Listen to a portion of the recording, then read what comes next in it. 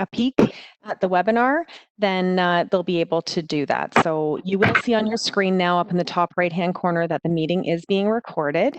Please know that it's just anyone who's speaking that is being recorded. Feel free to have video on or video off, whatever works for you. We'll make sure that whoever's speaking at any given time, our video's on though, so you know that it's us. So welcome again to the Young Professionals OPWA Breakfast Forum. My name is, I don't even think I've introduced myself yet. My name is Angela Story. I work for the City of Hamilton, but I am the past president of OPWA. So I was the president in 2019, excuse me. And so I'm happy to be here today to represent the board and to welcome everyone to today's meeting. So just a little bit about the board and our work right now. As you can understand with all of the work that you're doing in your home jobs as well, things kind of came to a grinding change, not a grinding halt by any means, mid-March with COVID-19. And so the board is working to try to figure out, virtually and communicating out with our membership, how we can continue to offer services to our members, even though we are in a different time right now. I would like to congratulate Stephen and Tanya and the Young Professionals Committee, because this is the first virtual webinar or meeting that we've held for OPWA. So we're really proud of them. And the YP committee is only going to help the rest of the board to help to plan and refocus what the rest of 2020 and going into 2021 looks for us. So we do have around 30 people registered today, which is great. We actually capped it at that number because the WebEx that we're using, we didn't want to put too much strain on it. So given that this is our first time, we didn't want to make it too big. But we, as you can relate, you've maybe attended before with International Women's Day or our annual general meeting that we hold in January. We have over 200 people that attend those events. So we have to have our virtual platform in really good shape by the time we advertise and start those meetings. So, Stephen, do I have Arlene's?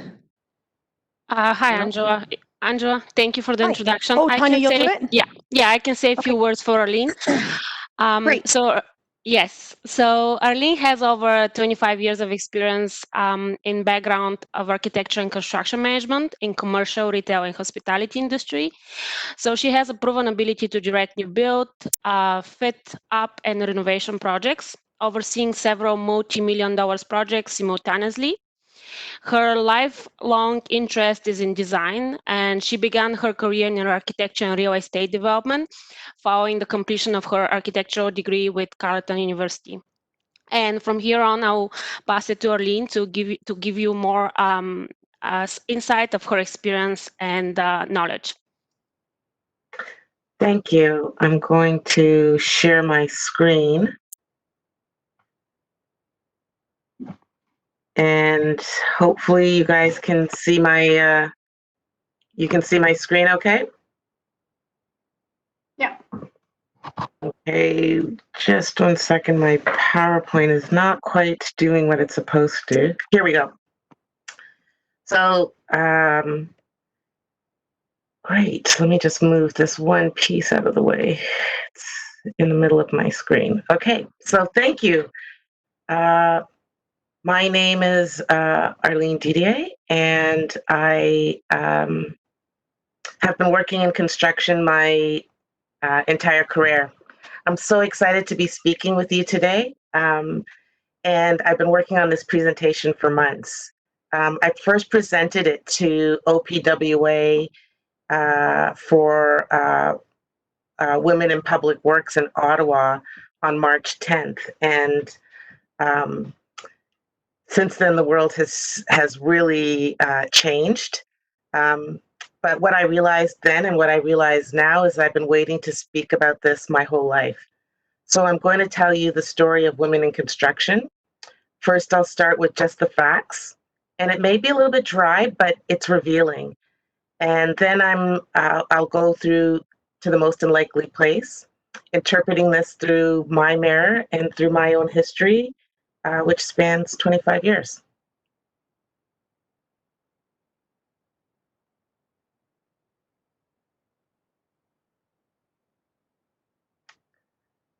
So first, I'd like to thank my Colliers Project Leaders team for giving me the time to speak today.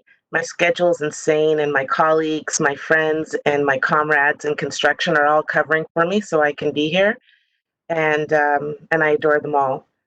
A special thank you to Susan Liver, the Senior PM with Stantec in Ottawa, for organizing this starting back in September of 2019. Who was inspired by my colleague Scott O'Hearn of Project Leaders for recommending that I tell my story. I'd also like to thank Ontario Public Works Association for providing me the platform today. You may regret it. I hope not. It won't be pretty, but it's true. And somehow it seems appropriate given the structural changes that are taking place in the world today around women and race, diversity, and inclusion. So first, let's break down some facts really quickly. And this is a biggie, women in construction. Male-dominated occupations are those that are comprised of 25% or less of women. Male-dominated industries are particularly vulnerable to reinforcing male stereotypes, and that makes it even more difficult for women to excel. So just the facts. What do you think these numbers mean? 37,058,856, 61.3, 12.1, 7.9, 1.7, 0.7, and a half. For those of you who've guessed correctly, 37,058,856 is the population of Canada as of 2018 Stats Canada. 61.3% is the number of women age 15 and older employed in Canada. 12.1% is the number of women in the field of construction today in Canada. Of that 12.1%, 7.9 represents white women in construction. 1.7 are Latina women in construction. 0.7 are Asian, and less than 0.5% are Black. I'm a miracle. I'm here today to talk about the miracle of women in construction. Hopefully some of you. To be honest, I'm surprised that I was surprised. I thought that there would be an imbalance in construction in the industry as a whole, but the numbers represent a difficult truth. There's been little movement in the progress and integration of women in construction over the last 25 years. Today, I'll walk you through the numbers together and break them down. Here's what we know. The estimated population growth in Canada last year was higher than any other G7 country and twice that of the United States. As of July 1st, 2018, women represented more than half of the population at 50.3%. And more than 61.3% of the labor force. There's clearly a demographic shift taking place in Canada, and I don't know if it's reflected in construction. There's been 37.1% increase of female participation in the labor force since 1976. Let's talk diversity. Canada's workforce is more diverse, yes. In 2016, 22.6% of all Canadian women and girls were women of color. That's 3.9 million. By 2031, the percentage of women of color may be over 30%. In 2016, there were 4.9% or 860,000 women and girls that identified as Indigenous. And by 2031, thank goodness, it may reach 1.1 million. Let's talk education. Between 2007 and 2017, the numbers of women with post-secondary degrees between the ages of 25 and 64 rose 11%, while men rose 6%. Despite having a higher share of post-secondary degrees, Canadian women earned 72% of the Canadian men's earning as of 2015. And the percentage of Canadian women enrolled in post-secondary institutions in 2016, 2017, again, it's on the rise. The numbers of women in STEM programs have increased. So what are we studying? Physical and life science, that's about 55%. Mathematics and computer information, 27%. Architecture and engineering, 20.5%. And for the women of color, they earn the smallest share of STEM degrees. Asian women, 5%, Latinas, 3.8%, and Black women, 2.9%. So how are we doing on bringing women into the trades? 7% of the Canadian women obtain certificates and diplomas in traditionally male-dominated professions known as the trades, compared to men at 14%. Women's job growth is driven by employment in male-dominated roles. In 2018, women's employment in male-dominated industries rose only 5%. So the good news is more Canadian women are working, and the bad news is at lower paying jobs. And there's a long way to go on pay equity. In 2018, full-time employment, employed women earned 87 cents for every dollar men earned based on an average hourly rate. What's even sadder here is that mothers earned 15% less than fathers. So why the pay gap? 43% of organizations do not actively monitor gender pays. How can we change what we do not measure? And as it relates to advancement in the workplace, 73% of women feel passed over for roles because of gender. In the construction industry, the pay disparity has shrunk. On average, women make 92.5 cents to every dollar a man makes. But parity remains elusive for women in the private sector, but has been reached in the public sector. Why? 7 Canadian provinces have employed equity policies for public workers as of 2015. In 2015, 54% of the legislator and senior government managers and officials were women, up from 36.8% in 1987. You can clap if you want. You should be proud of your sector. However, only 1/4 of senior managers in the private sector are women. But the change is coming to the private sector. Bill C-25, passed in 2018, requiring publicly traded companies to disclose their policies on diversity, including that of their boards and senior managers. Only 37 of the 3.3%, or 4,000 companies on the TSX listed Canadian companies, had women CEOs as of 2020. I just updated that stat. Construction employment is poised to intensify, propelled by major public transportation and infrastructure projects.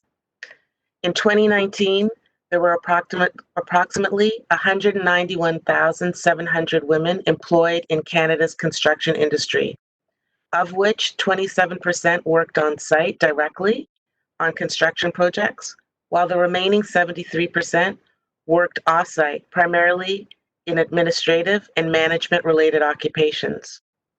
Of the 1.1 million tradespeople employed in the industry, women make up 4.7%.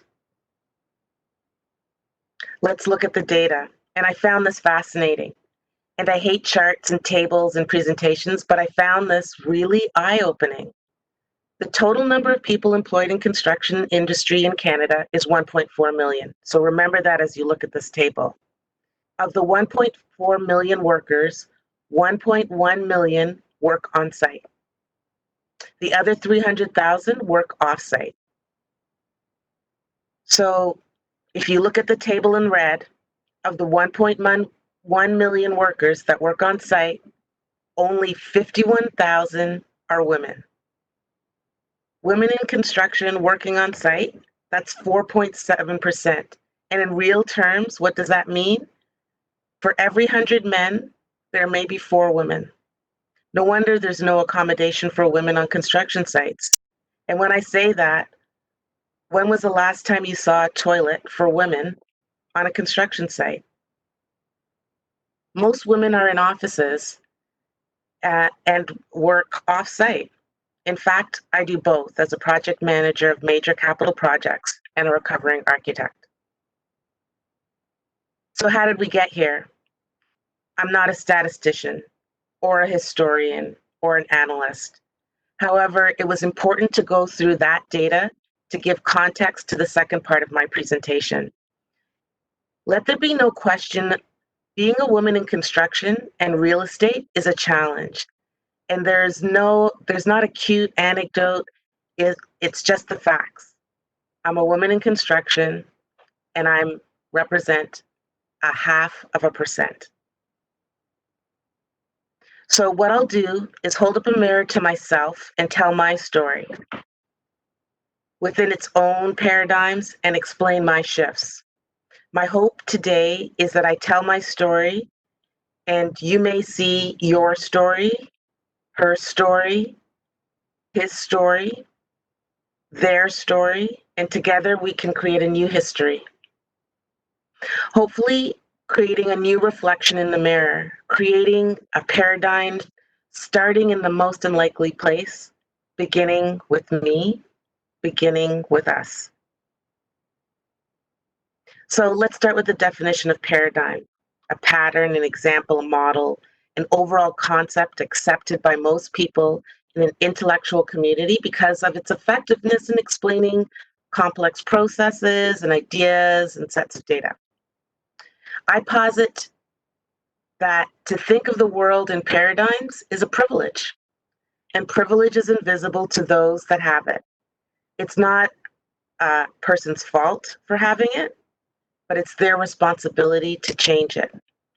To drive change, you have to break the supposed paradigms, which oversimplify the world and therefore the people that live within it.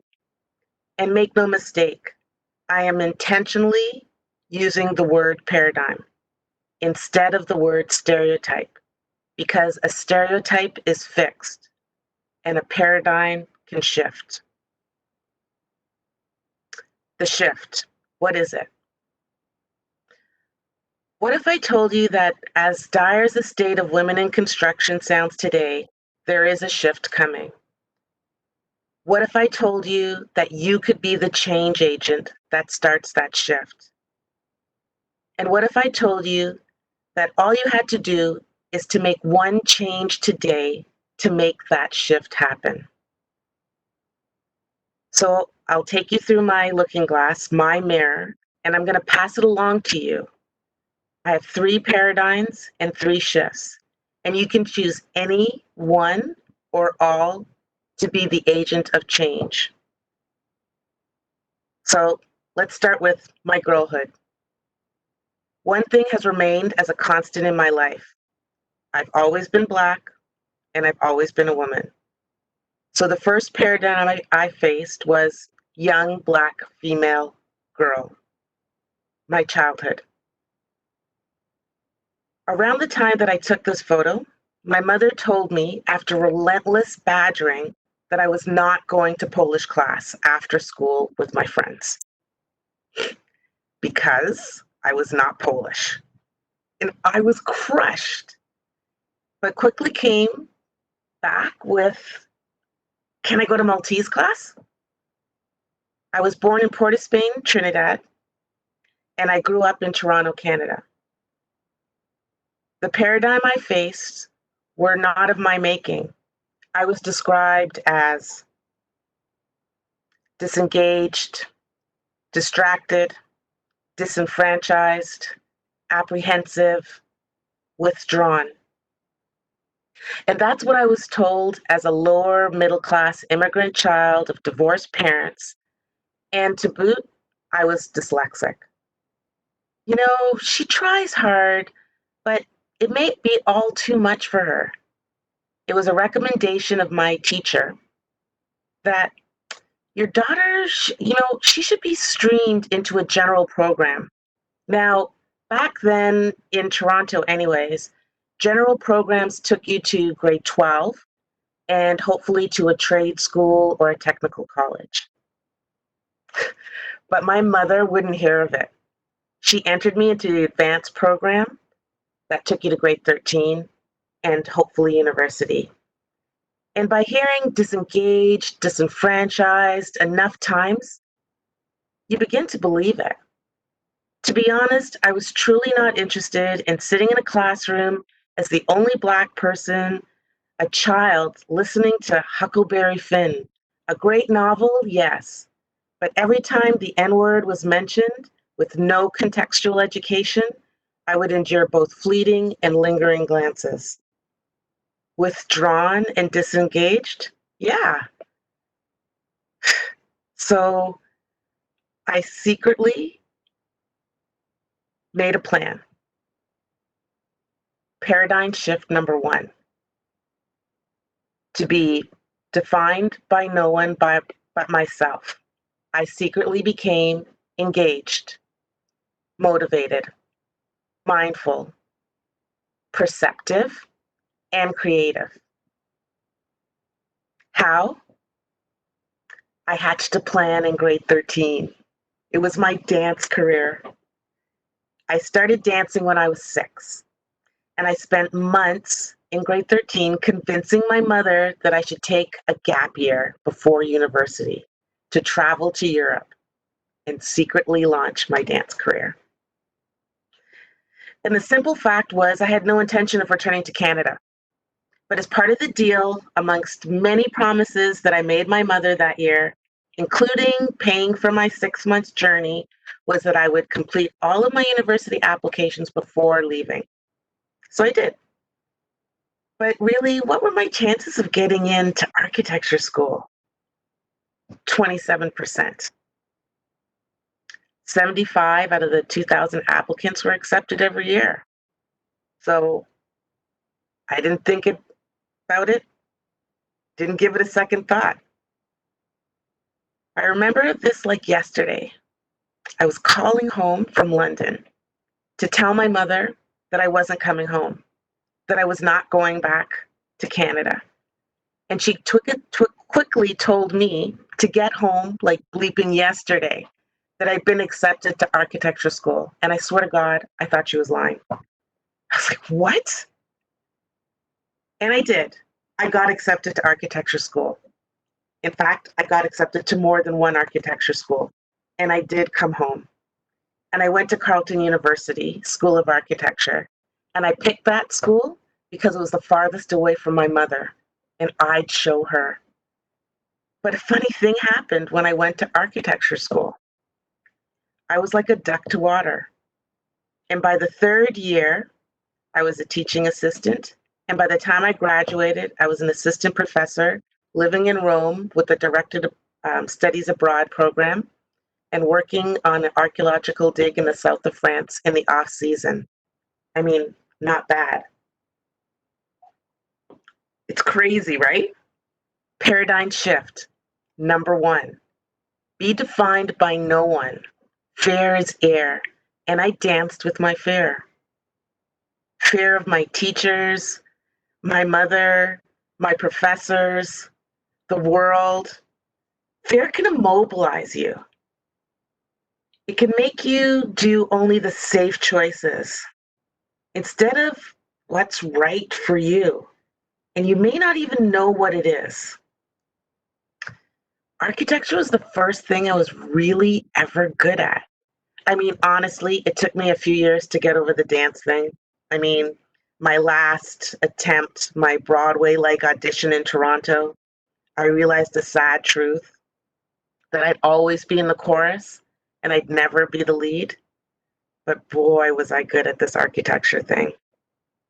I was nominated and won the North American Alpha Rho Chi Award in architecture, a North American-wide blind competition.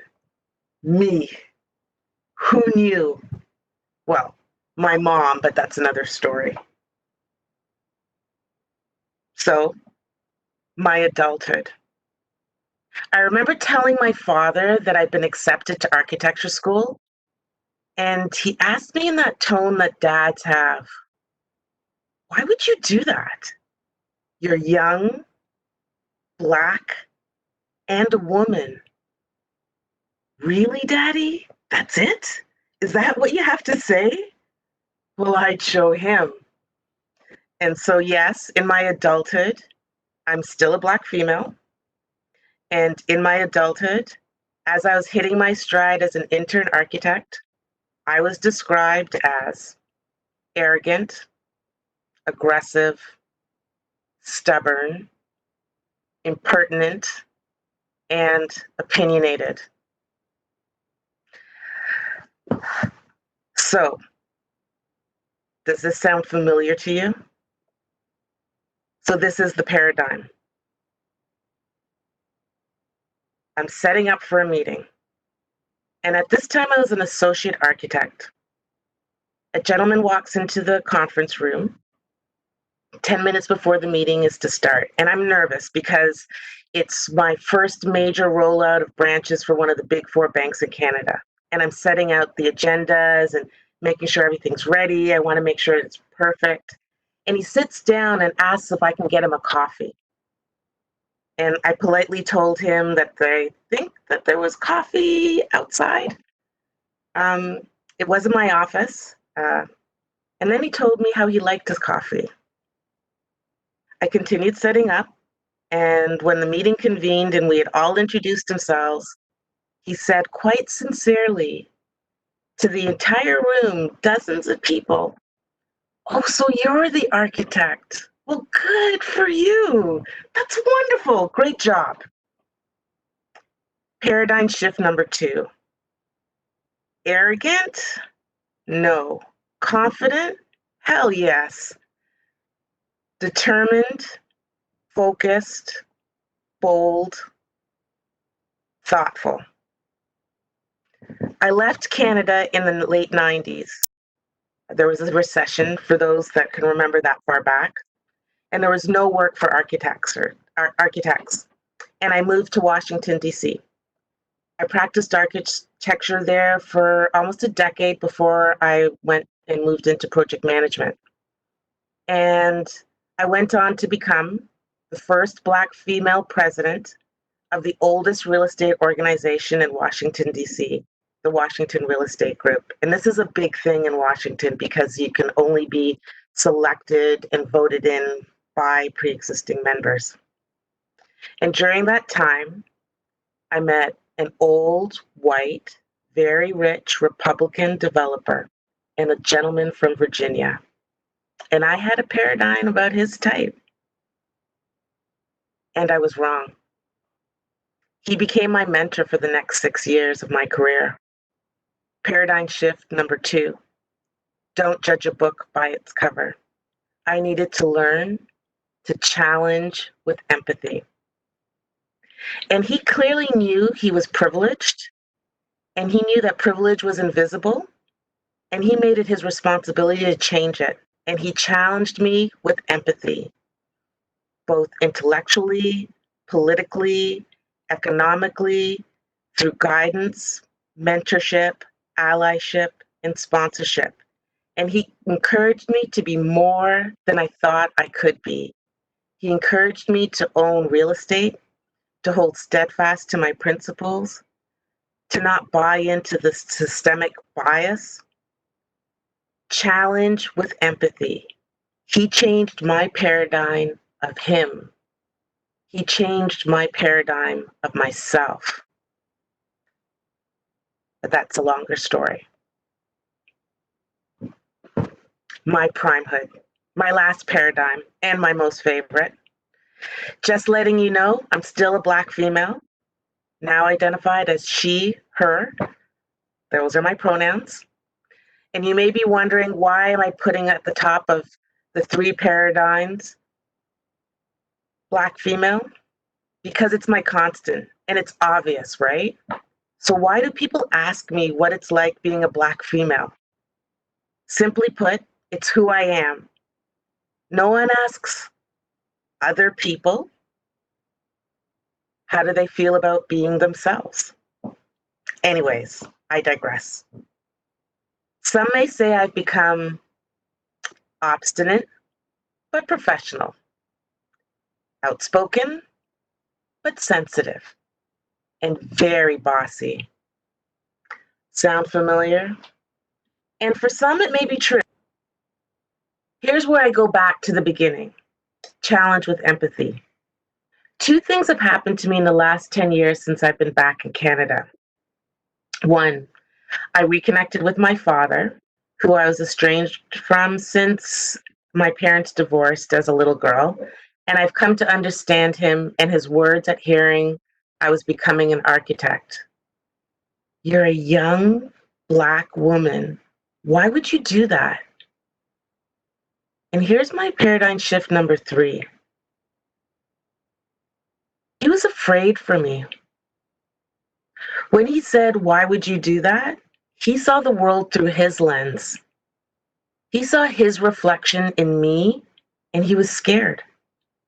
He saw barriers, he saw injustice, he saw a mountain to climb, an endurance race against systemic racism in a male-dominated white profession. He saw me through his eyes, through his mirror. And what he's come to know is that I'm tenacious, an expert, strategic, diplomatic, and a leader. My parents raised me well. They prepared me for the world. Why would I do that? Because you told me I could. Because when we came to Canada, you told me I could do whatever I wanted to do. I could be whatever I wanted to be. I now work for a great company, Colliers, and I work with the most amazing people. And the strangest thing happened a few weeks ago. I had a young woman who works with me nominate me for a Women's Leadership Award. Now, you think of young people as people to teach, to sponsor, to mentor, to champion. And she and her girl gang of young women in my office and a great colleague who I refer to as the girl dad rounded me up and basically held an intervention in my office. I mean, really, they made me sit at my desk and listen as they told me what they thought of me. I couldn't believe it. They explained why I should submit for this award, and they kept going on, so I conceded. And so this young woman, she rallied my peers, our leadership, and they did a whole bunch of work with a whole bunch of people for the submission for a Canadian Business Leadership Award. And I realized something awesome, that the girl gang, the girl dad, they were my promoters. They were my champion. Paradigm shift number 6, reach one and teach one. It's in all of us to do better, to be the teacher, the mentor, the sponsor, the champion. And it's in all of us to reach one and teach one. It goes both ways. And stay tuned for the award. Hopefully there'll be an announcement. So I spoke on a panel last year for International Women's Day. It was Extraordinary Women in Real Estate in Toronto. And with an interior designer I really admire and respect. And she said something that really resonated with me. Men are judged on potential, and women are judged on past performance. So what have we learned? Women face challenges working in male-dominated industries, including societal expectations and beliefs about women's leadership abilities, pervasive stereotypes such as the caring mother or the office housekeeper, that there's a higher stress and anxiety compared to women working in other fields, the lack of mentorship and career development. So what can we do? Here are my 3 takeaways from the paradigm shifts. As you hold up the mirror to yourself and remember your story and my story and our shared story, and hopefully with everything happening in the world today, a new paradigm, a new possibility for a future. Fear is air. Dance with fear. Don't run from it. Embrace it. Take it to the ground every time you think you're losing. Step up. Rebalance yourself. Take the fear to the air. After all, what is it really? The 10th no means nothing. Get back up and try again. In 100 no's, there's going to be a yes. No path is straight, so don't be afraid to fail. Fear is air.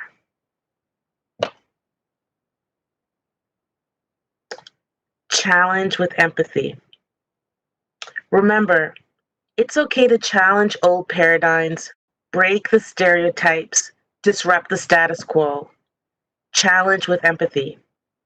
I know I'm not young enough to know everything, and I could be walking around outraged by the guy who asked me to get the coffee, or my dad's initial response to being accepted to architecture school, or prejudging the old, white, rich developer gentleman. But each time I challenged the paradigms, I saw potential. We can look at it through ignorance, fear, or hope. It's your choice. Challenge with empathy. Look through the mirror. Teach one and reach one. It's our duty and our responsibility to each other, to support our entire community, our children, and our elders. You must reach one and teach one. Be an educator, a mentor, a sponsor, a promoter, a teacher, a champion, an ally. Mine came from the most unlikely places, and it's never too late to recognize that we can all learn from one another to change the world and shift paradigms. So, fear is air, challenge with empathy, reach one and teach one. So now I talk like my father, who has an old saying, as I am, so you will be. The mirror's reflection is mine, is yours, is ours. The paradigms have shifted. My name is Arlene Didier, and I'm a Black woman in construction. I'm the proud immigrant daughter of Canadian Trinidadians. I'm an aunt, a sister, a wife, a colleague, a wannabe dancing fashionista. I'm a Collier's project leader. I'm a national director for private sector for our team across Canada for corporate office, retail, and hospitality. I work in construction. Essentially, I'm a builder of buildings, I'm a builder of people, and I'm a builder of the future. And as I am, so you will be. Thank you for your time.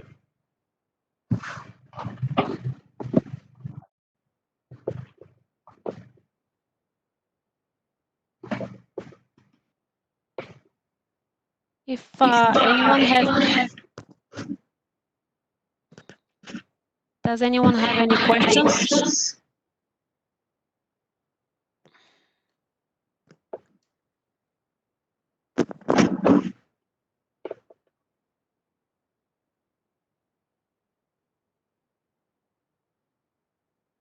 You can post your questions and I can read them.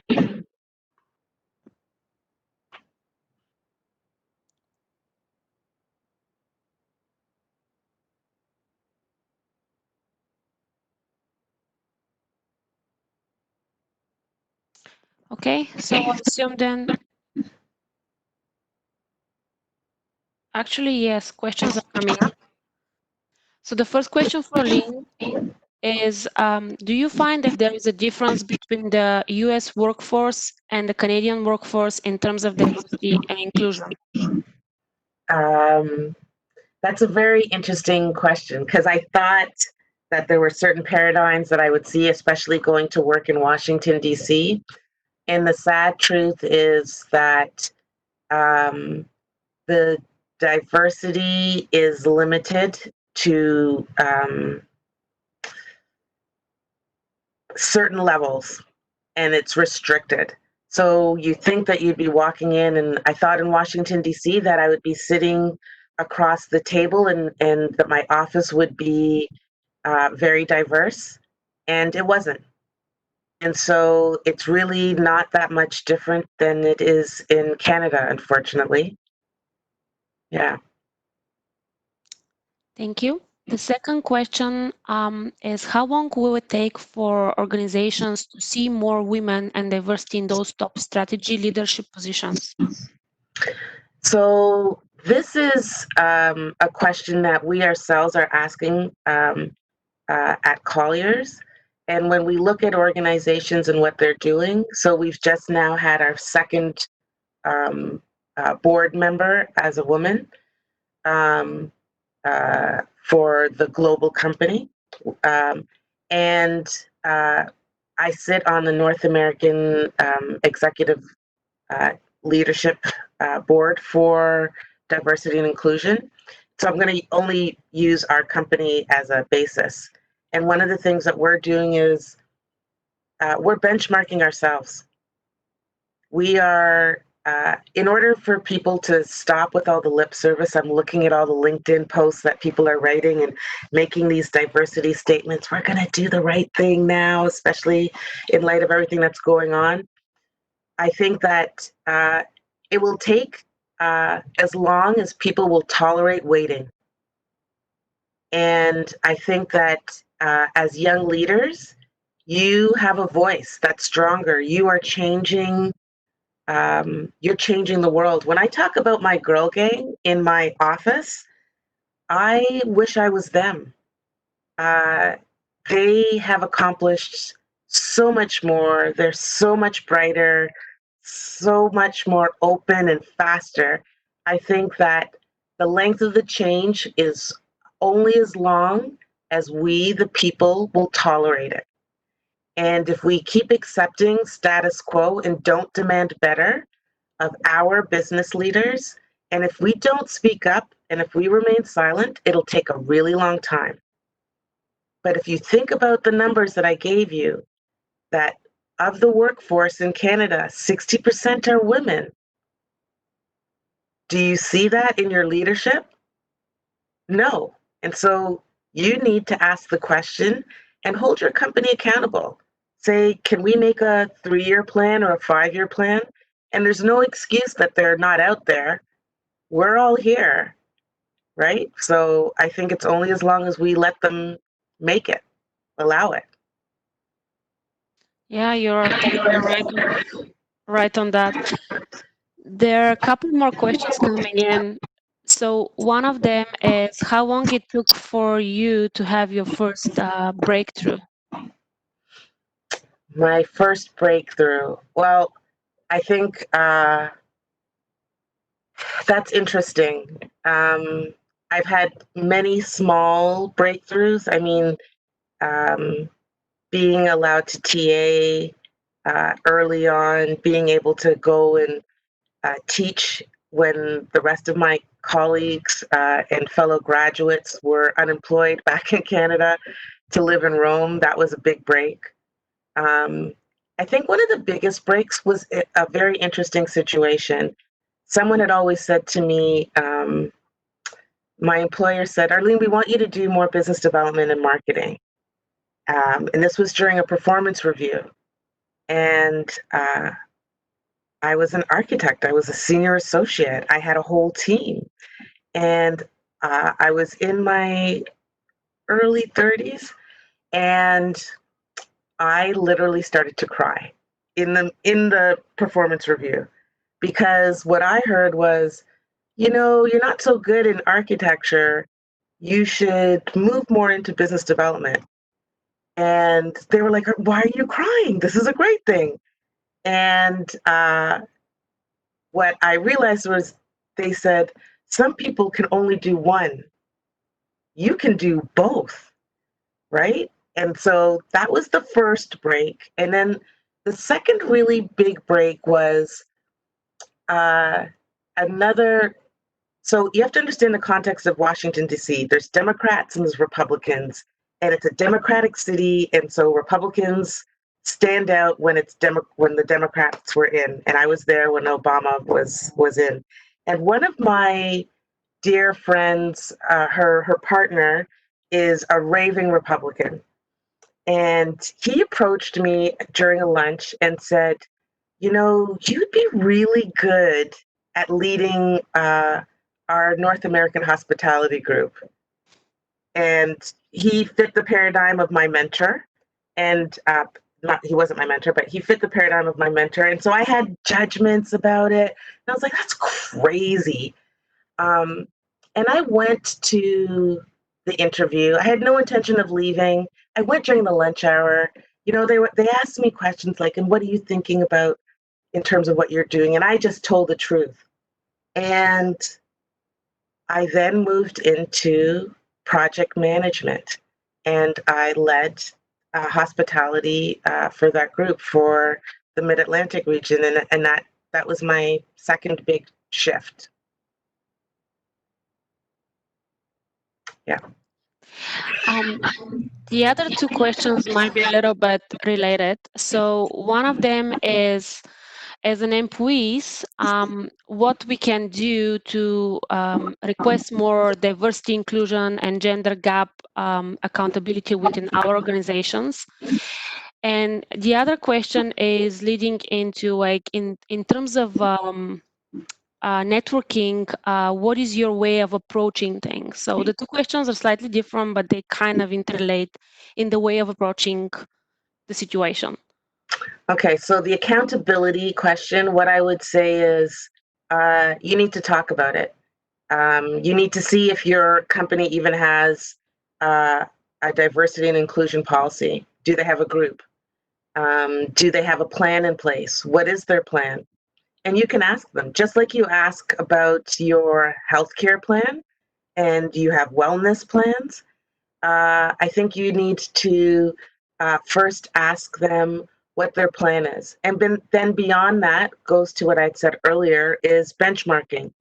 Because the only way that we can move beyond the idea of diversity inclusion is to benchmark it. And you need a datum, a baseline to start from, by which you can measure and say, we will be able to increase our senior management by 20%, or we will increase the diversity of our C-suite by 15%. And these are SMART targets, right? They're specific, they're measurable, they're achievable, they're realistic, and they're tied to a timeline.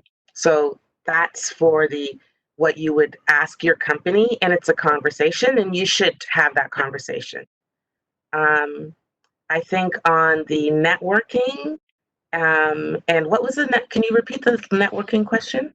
So, okay, to elaborate, it seems like networking was played a big role in your life, an Yes. important role. So, what is your actual personal approach in terms of that? So I'm going to tell two quick stories because I know we're going to be running out of time. One, I've always been curious about how people were successful. The world that I came from, my environment, and I think people experience this when they go off to university for the first time. They're like your mind blows because you meet all these different people that have different experiences. And the one thing that I will say is I've never, clearly you can see that I'm not shy. I've never been one to not ask somebody, how did you get here? Or how did you save money? Or how did you win that project? Or what changed your life? And so I would pick people. I would pick people in that I had been introduced to. And then when I started joining network organizations, I would pick people that I had no relation to, but I respected. And I would ask them to talk to me.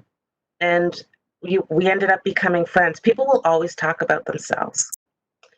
And so I would say, and for those, and I say this to my team all the time, if we go to a networking event, don't stand with your friends. That's not why you're there. You see them every day. You have to make a plan and be intentional about everything you do. So when I go to somewhere, I'll say, pay my respects to those that I know, and then I'll try to introduce myself to 5 people that I don't know, right? Whether or not they're going to change my world or advance my career, it's 5 things that I didn't know before I walked into the room, okay? And then the second thing that, and for women especially, I have a group that I started 20 years ago, and it was 5 women who were in real estate, who are in real estate. Some are retired now. And one was in design, one was in project management, one was in commercial brokerage, one was in business development, one was in technology. It all kind of encompassed the world. And these 5 friends, we have been friends for 20 years. And we would meet. It started out with ladies who do dinner. So we were the lewd ladies. And we would do cheap eats because back then, when we were starting out, we had no money to go to fancy dinners. And we would talk about our challenges. And it was like I built my own resource group. And that network group, everyone was allowed to bring one person to join our group every month. The 5 remained the same, but we had one other person join the group. And I have colleagues, both men and women, that have their own smaller networking groups. And they share resources, they share information. And one thing that we started to do after the first 3 years is we started to set goals for each other. Because your friends know you better than you know yourself, or they'll tell you the truth. Like, what happened with I thought you were going to be doing the XYZ. And so at the end of every year, we would set goals for each other, my networking group, and we would hold each other accountable in our dinners and badger each other to be successful. And all of these women to this day are some of the most successful women in the United States. And so, yeah, that's 2 ways of looking at networking. Okay. That's great. Thank you very much for sharing your experience. And everything is very inspiring, at least for me, and I'm sure other women in my shoes and who are getting brought up in the career, they can find your experience and what you share with us very inspiring. So thank you for taking the time to do this. I appreciate it, and I'm sure everyone else does as well. Before I end this conversation, I just want to add that the OPWA YP group is planning to having more virtual events this year, and we have another virtual breakfast forum session coming up in end of July that we're currently organizing. So if you're not a member of OPWA also, and if you want to join, please contact Stephen DiPietro, who is on our membership committee, and he's the host for this call. And if you have any additional questions for Arlene that you were not able to answer here, please send me or Stephen an email, and we can try to get answers for this. Again, thank you very much for everyone who joined, and thank you, Arlene, for joining this call and for having this presentation. It was amazing. Thank you very much for having me. I really enjoyed myself. Thank you, everyone. Have a great day. Thanks. Take care.